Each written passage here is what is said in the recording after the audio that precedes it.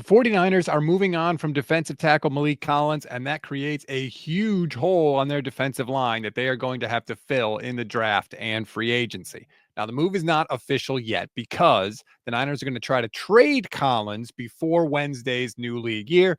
But if they can't do that, they will just flat out cut him.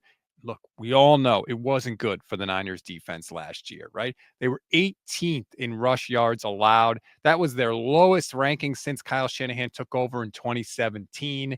They allowed the second most rushing touchdowns in the entire league last year, 24 to be exact. Now, of course, obviously, that's not all Maliek Collins' fault, but when you play in the middle of that defense, you're supposed to clog up the rush lanes and stop some of that stuff from happening.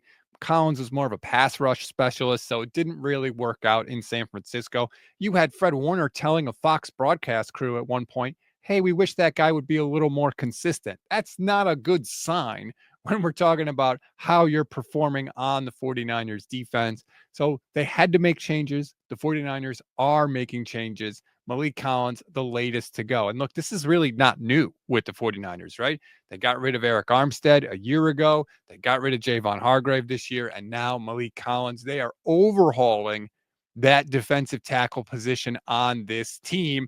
Now, there are some financial implications of this. First of all, moving on will save the 49ers $10 million in cash spending, not salary cap. Remember, Jed York is upset with all the cash that he has had to spend on this 49ers team. So he's getting rid of those guys before he has to pay the cash or to save himself some cash.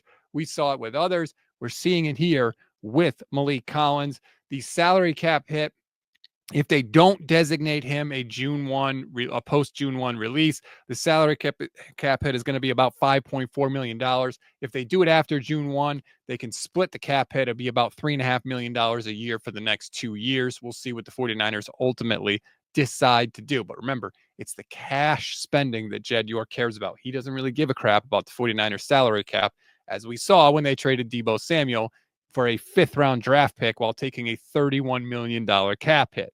So here's the big question for the 49ers. What the hell is their defense going to look like next season? It is clear now they have a gaping hole in the middle of that defensive line. You have Jordan Elliott still on the roster. You have undrafted Evan Anderson still on the roster. And you have Kalia Davis, who was a 6th-round draft pick at defensive tackle. And that is it. That is clearly not going to be good enough for Robert Saleh next year. And look, you can pay Robert Saleh all the money in the world, and they certainly have paid him a lot. What are you giving him to work with? That's the question, right? You don't hire a Michelin star chef and then make him cook you a meal with ingredients he bought at the grocery store. If you're going to pay Robert Saleh all this money, okay, great, that's a good move. You got to give him something to work with. And Nick Bosa and Fred Warner are simply not enough. The Niners have to restock that defensive line. You have to believe that they are going to take the 11th overall pick and draft a Mason Graham if he falls to them, or a Walter Nolen will probably be available. You have to upgrade that position. This is the perfect draft to upgrade that position. We all know that. It is chock full of defensive linemen, not only on the edge, but also on the interior. You need to do that. The 49ers need to restock this defense, and specifically that defensive line, with young talent. One thing that got the Niners into trouble recently is they didn't have any guys on their rookie contracts that were outperforming their deals. All their best players were paid a massive, massive amount of money, which is okay. Like, you want to pay your good players, but you also need guys that are young, that are outperforming their contracts. The 49ers really didn't have that other than Diamador Lenore. Now, hopefully this year they can add some, get a couple along the defensive line, maybe add 1 or 2, hopefully on the offensive line. You do have 11 draft picks.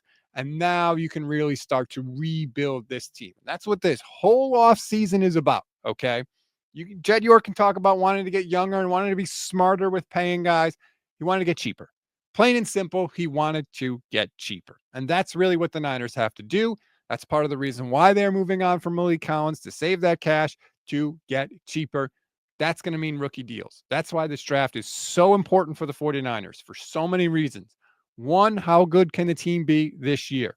But 2, bigger picture, does Kyle Shanahan stick around for 2, 3 more years? A lot of that's going to be determined by how good the players are that they draft, how much they can play, and how quickly they can contribute to this team. If they have another good draft class and the Niners start kicking butt, Kyle Shanahan will maybe stick around for a few more years. But if they don't, and Jed York refuses to pay for free agents, it's going to mean big, big, big changes for the 49ers. So that's why all these moves are connected. I always say making moves on a roster and managing a roster is like a Rubik's Cube. There is no move that you make in a vacuum. Every single move that you make affects another side of the Rubik's Cube. It affects another part of the roster. This Maliek Collins moving on from him is going to affect Niners free agent spending. It's going to affect their draft class. It's going to affect all of that. And they are going to need to fill those with the right people so that Robert Saleh can do the things that we know that Robert Saleh can do. We know he can call a good defense, right? We know he has a good scheme. We know he can get creative at times, but you still need the horses. You still need the Jimmies and the Joes, right? It's great to have the X's and the O's, but you really need the Jimmies and the Joes as well. You need the players to execute that system. And the 49ers have some building to do in that regard on defense.